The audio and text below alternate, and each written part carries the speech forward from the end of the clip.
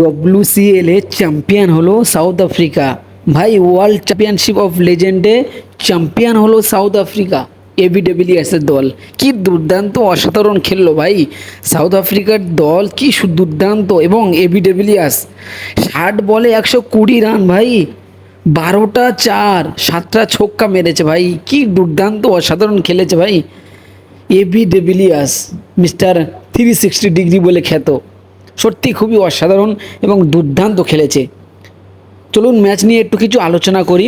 প্রথমে টসে জিতে ব্যাটিং করার সিদ্ধান্ত নেয় পাকিস্তান, এবং পাকিস্তান নির্ধারিত 20 ওভার খেলে 195 রান করে এবং 196 রান টার্গেট দেয়।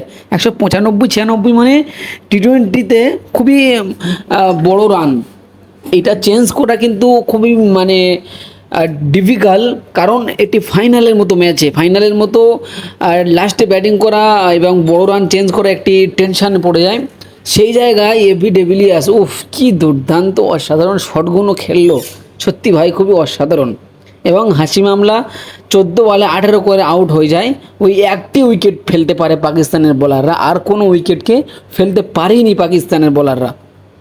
একের পর এক ছক্কা, একের পর এক চার ভাই, 196 রান টার্গেট দেয়, সেটা 16 ওভার 1 বলে তুলে নেয় সাউথ আফ্রিকা।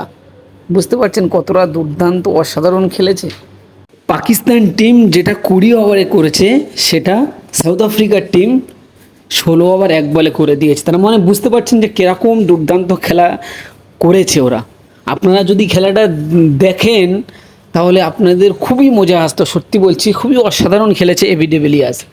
এবং কয়েকদিন আগে ওয়ার্ল্ড টেস্ট চ্যাম্পিয়নশিপের ফাইনাল কাপ নিয়ে চ্যাম্পিয়ন হয়েছিল সাউথ আফ্রিকা, আপনারা দেখেছেন হয়তো, টেম্পা বাবুমার দল।